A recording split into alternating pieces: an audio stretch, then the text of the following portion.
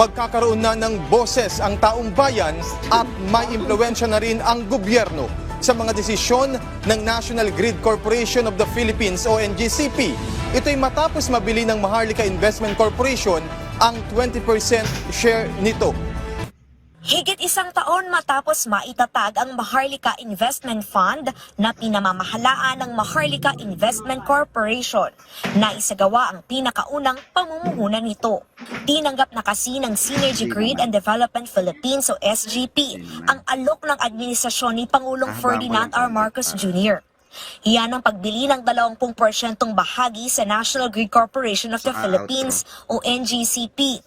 Pagmamay-ari ng SGP ang higit 40% ng NGCP, pribadong korporasyon na siyang nagpapatakbo ng power grid ng bansa at naghahatid ng kuryente mula sa mga planta patungo sa mga power distributor gaya ng Meralco.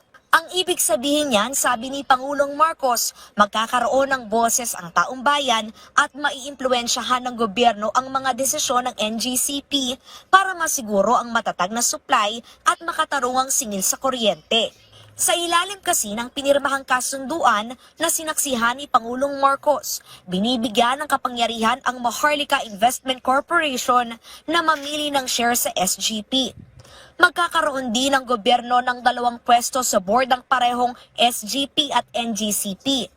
Bukod sa makatutulong sa supply at presyo ng kuryente, inaasahan ding makapag-aambag ito sa paglago ng Maharlika Investment Fund.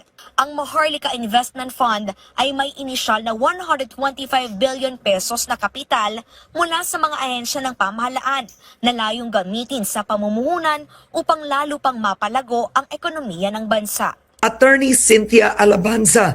Attorney Alabanza, good morning to you. Good morning, Karen. All right, let's start first with you have Chinese nationals who are members of the board who weren't able to attend the hearing. That's correct. Yes, that's correct. Okay, and how many are they and will they be attending? The State Grid of China Corporation, our foreign technical partner, owns 40% of NGCP, and because they own 40%, they are entitled to 40% representation of our 10-man board. So there are 4 out of the 10 members of the board of directors who are nominees of our foreign technical partner. Okay, and will they be attending? You know, I can't speak for them, so I'm not sure when they will be back and whether they plan to attend in person. But certainly, I think they have received already the invitation from Congress. Okay, and the Filipino personalities, which is Henry Big Boy C. Jr., Mr. Robert Cuyuto, they also didn't attend the hearing. Yeah, Mr. Big Boy wanted to attend. However, he had an earlier commitment that morning. And actually, until the very last minute, we were prepared for him to arrive. However, that morning meeting stretched on. But the rest of the executive committee and the rest of the executives were there. The president of SGP, who is also a director of NGCP, Paul Sagaya, was there. Anthony Almeda was there, as well as the rest of the management team. Okay, and have they been subpoenaed to attend? I'm curious because at the end of the day, you've seen how the House can hardline and they can go quite extreme when they feel they can issue contempt orders at one point. You've seen them do it. So do you advise Mr. C, Mr. Cuyuto, the Chinese owners to attend? You know, we have seen the Congress move in that manner, and they have received invitations. And, you know, Karen, from the very beginning, NGCP has always we've never shirked any opportunity to explain all the controversy surrounding our operations. However, I really leave it up to the individual members of the board, because the invitation did say they were invited or their representatives. So, you know, I really leave it to them and their better judgment on whether to attend themselves or send representatives. All right, so let's talk about just quickly and specifically some of the issues discussed. Transco was at the hearing, and Transco attributes the NGCP's project delays of course, generally regulatory practices, and also the as-spent approach of NGCP to rising transmission rates as one of the factors. So let's start with this first. Of the targeted projects of NGCP, only 29% of its targeted projects, that's 75 out of 258 planned projects, have been completed. Is this correct? I have to see the numbers and where those dates were reckoned, because sometimes when you check the dates, it doesn't match up with their own data. Because we also want to underline, and this is something we've said repeatedly, is that NGCPS, there are many ways we can improve what we do, but a vast majority of the delay really comes from external forces. One of them, the biggest cause for delay here really is regulatory delay. Let's not talk about it anymore, the third regulatory period, which is delayed for almost a decade. It'll be 10 years soon, no? But even our individual project applications have been delayed. We have more than 100 pending applications with the ERC, and the average waiting time is almost 4 years for each With project. the ERC? Yes, Okay. with the ERC. So is it fair to say that a major cause of delay with the NGCP projects is the ERC? Yes, definitely. Because Karen, we're a highly regulated entity. We are private, that's correct, but our operations are highly regulated. And what does that mean? We cannot move without the ERC's approval or blessing. Our revenue, we're not rate capped, we're revenue capped, meaning what we collect from the consumer for our service is determined by the ERC. What we spend, what we build, how much we can charge, all of that is controlled by the ERC. And we haven't been given a revenue scheme for the last 10 years, and many of our projects also are approved outside of the time limit. So, the numbers will speak for itself that, there is a significant contribution to the delay by the regulatory process. Okay, but you may have some critics who will argue that the ERC in the last few years has been quite generous. In fact, with the NGCP, I'll read some figures and you can correct this. Transco has criticized the NGCP that you've only utilized 10% of your capex, and the ERC has even allowed NGCP to recover your capex expenses once you've incurred it, regardless whether the projects are commissioned or operational. So, number one, have you only spent 10% of your capex? I don't know where that proportion is coming from, because like I've said, we haven't gotten the spending plan since 2016. The last time we had a regulatory reset that was approved was for the period 2011 to 2015, which means that process was undertaken in 2009, 2010. They were supposed to undertake a similar process in 2014, 2015 for the next period, which ended in 2020, but they haven't. So I'm not sure where the 10% is from. Yeah, I mean, Attorney Alabanza, if you're not sure where the 10% is from, then how much has NGCP spent out of it? How much have you utilized? Yeah, that's it. We can't have a proportion in utilization because there is no base case. What we are saying that even though we haven't been given a definite revenue stream, we have continued to spend.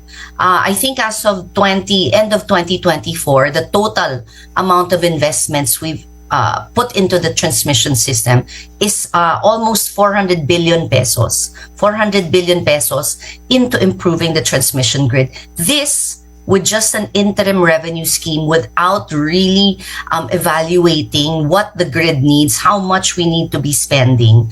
And the CAPEX, there has been no determination of the CAPEX level yet. That's why I'm very... Attorney, isn't this alarming? I mean, is this a way to run a business? No, it is alarming, and it's not going to be sustainable for NGCP, which is why we are asking the ERC for a fair return on our investment. We have been waiting for this process for a very long time. In fact, in 2014, when they failed to issue what they call an issues paper, we took it upon ourselves to jumpstart the project and issue that paper because it is something that we need in order to pursue our mandate. But they didn't. In 2020, when the fourth regulatory period ended, there was no such reset undertaken. But we continued to build and we continued to spend despite the lack of support from the regulatory body. Okay, and so you don't have those figures yet, and you are saying the ERC is the determining factor for this, right? You've stated that.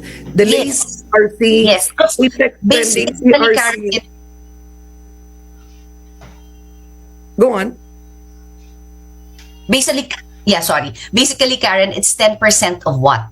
The baseline has not been determined, so I don't know where they pulled out 10% because the baseline has not been determined by the ERC. Okay, now when did Mr. Henry C. Jr. take over NGCP? What year? I think it was in 2010. Okay, so it's all right. It's more now than 10. 14 years at the helm of NGCP. This is fair. NGCP's been in operations for since 2009. Mr. C bought into Mr. Razon's shares in 2010. So yes, Mr. C has been in the executive, not in the. He was actually president and CEO for a time. I'm not quite sure when he stepped down, but he is still an active member of the board ever since he stepped in the company. All right. And the reason I'm asking this, because the figures that were given in the lower house is the NGCP completed much of the other projects within the 2023-2024.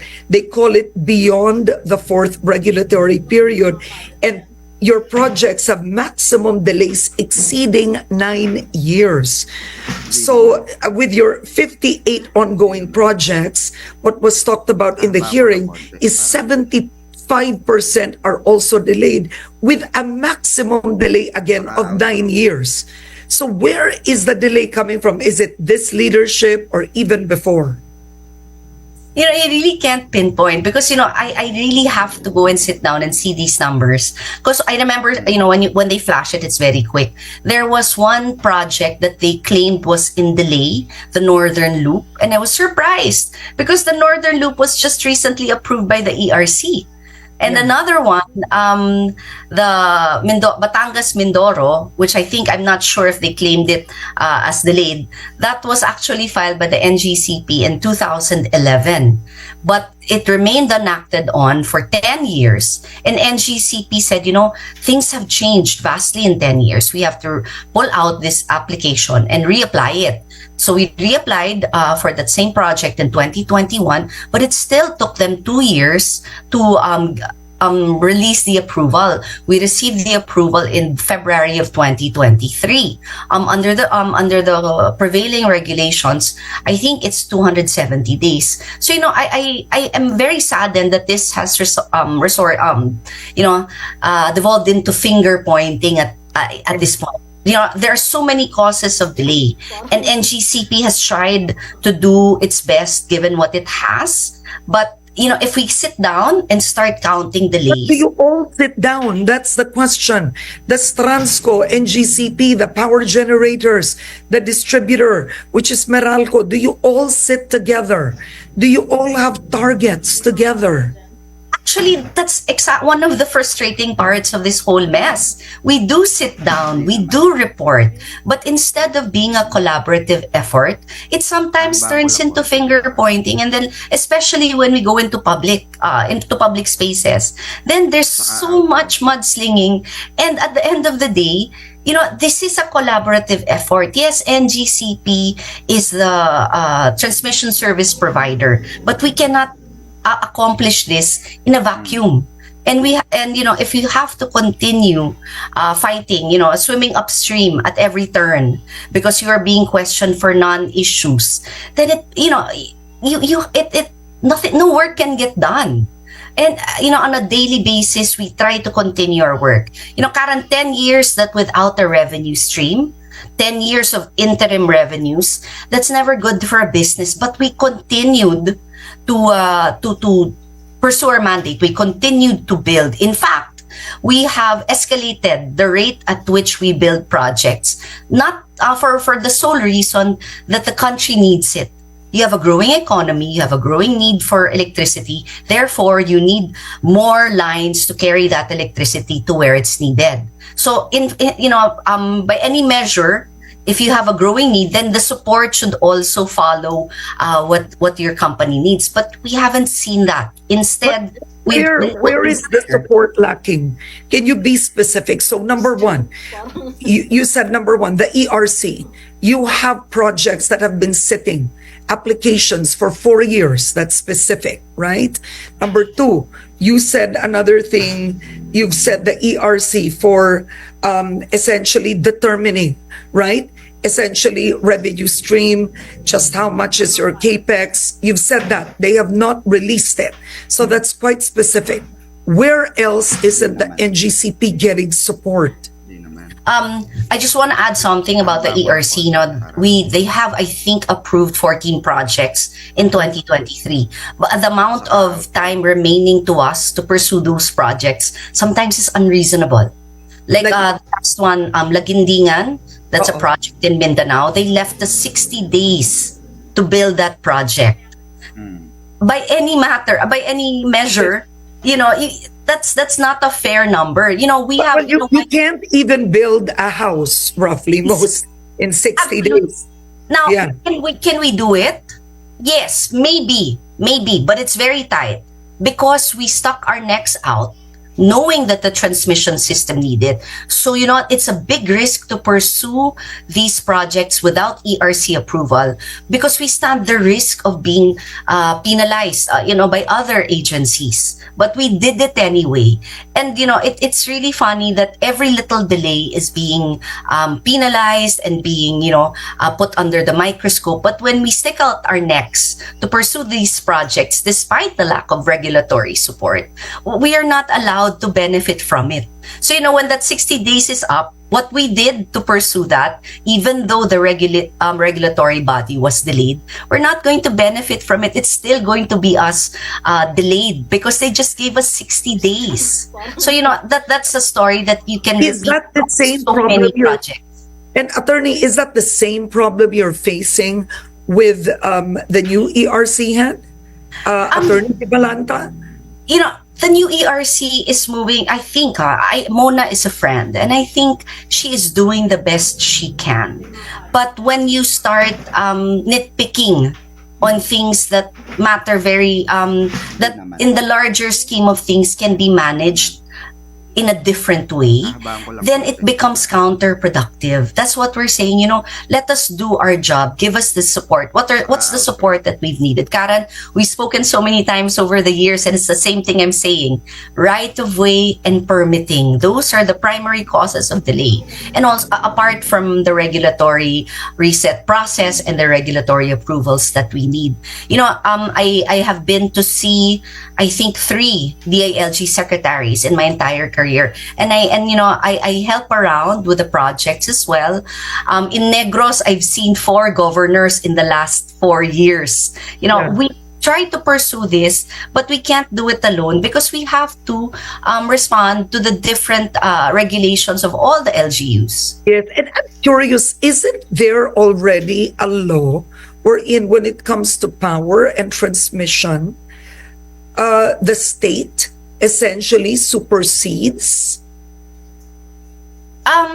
There is what they call EO 30, Executive Order number 30, that was issued by former President Rodrigo Duterte. Yes, that said 30 days for the permits to come out, but in all honesty, Karen, this seems more of like a suggestion because I have not seen. Hindi sinusundan ng LGU.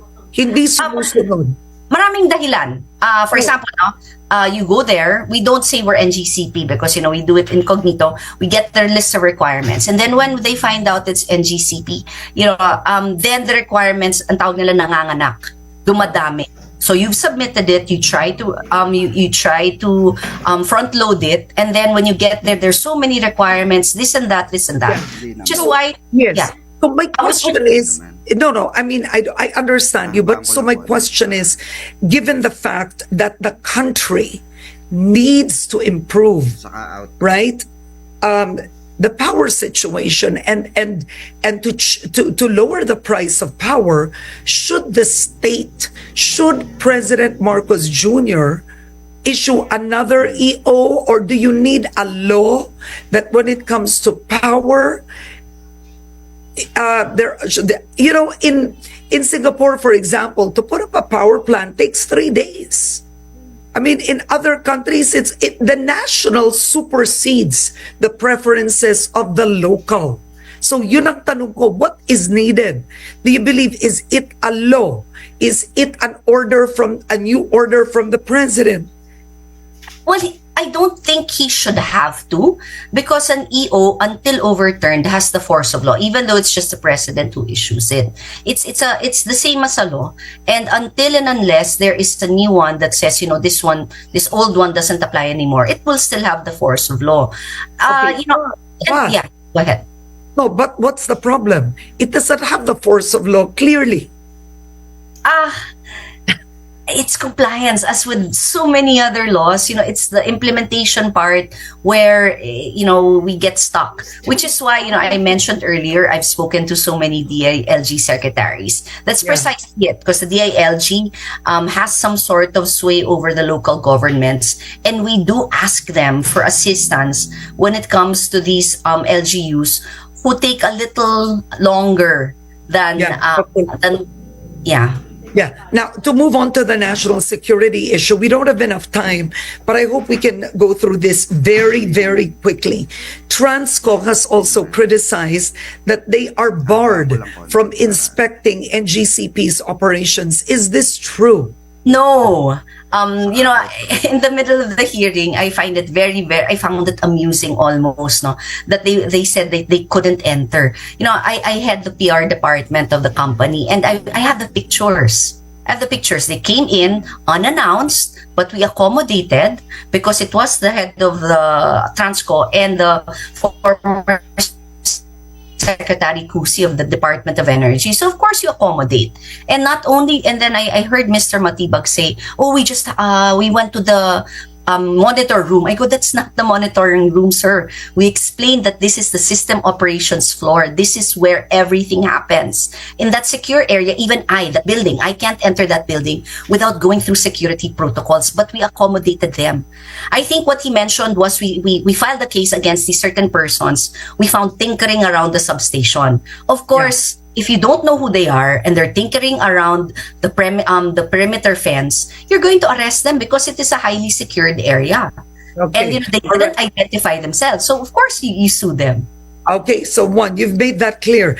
Another issue is, just quickly, they criticize that NGCP is using SCADA. So I'll just read this for our viewers. So that's a system, a supervisory control and data acquisition system supplied by the NARI Group, a Chinese IT infra provider. And he states that at one point it was remotely accessed on 2 occasions. So can the SCADA be remotely accessed? No. I think my first interview with you, that was the first time we discussed this. And I had denied it then, and I will deny it now. Our SCADA, or our operating network, is by default disconnected from the internet. We have our own internal network. We don't rely on third-party providers. So it's a closed system. So it cannot be accessed elsewhere. There is no proverbial red button that you can press and the entire country will go off. Okay. So no, categorically no. EB1 Transco, there's none. Okay. Now, my last two is it was discussed in a hearing. At one point, you had a Chinese national, Wen Bo, that served as your chief technical officer. So you have lawmakers have said this could be a potential constitutional violation. So as of today, do you still have any Chinese nationals who are in operational posts? No. Okay. No, Mr. Wenbo was the chief technical officer, but again, we are overly cautious. When we applied for his visa, his working visa, it was clearly stated in the documents we submitted to the Department of Energy and the Department of Justice what his responsibilities were, and the DOE and the DOJ endorsed it. That's why he was issued a working visa. So we've done all of this above board. Nothing was hidden. All right. My last question is, this is interesting. The Maharlika Fund, well, I'm reading, I want to quote Billionario on this because I think they're the only one who carried this story. They must have a source. Is the Maharlika Fund is demanding 4 board seats for a 20% stake in NGCP. So is it true that Mr. C declined it and Mr. Cuyuto, and that NGCP is only willing to give 10%? I don't want to speculate on the negotiations, but what I can say is that our doors are open for negotiation. We have not received the formal offer, but I suspect that, any negotiations will have to be done within the bounds of law. And usually a board seat is reserved for proportionate representation from the stockholders. So like I said earlier, our foreign technical partner has 40%, therefore they get 40% of the board seats. But then again, I don't want to speculate on that, and we have not received the formal offer in this regard. And I'll leave it to the higher ups to make the announcement when an announcement is warranted. Okay, but no formal offer yet from the Maharlika Fund. Offer. Yes. All right. Attorney Cynthia Alabanza of NGCP, thank you for joining me today. Happy New Year to you. Thank you, Karen. Always a pleasure. Happy New Year. So ayan mga kababayan, napanood po natin ang kabuuan ng mga issue, nagaganap na issue dito sa bansa natin. Maraming salamat po sa inyong panonood. Syempre, kung bago ka pa lang sa aking YouTube channel at nagustuhan mo ang aking mga videos, don't forget to like, share, and subscribe. Paki-click mo rin ang notification bell para updated ka sa ating mga uploads and live. Thank you so much once again. Ito po ang inyong lingkod na si Birador Pikwa. Thank you. Have a great one.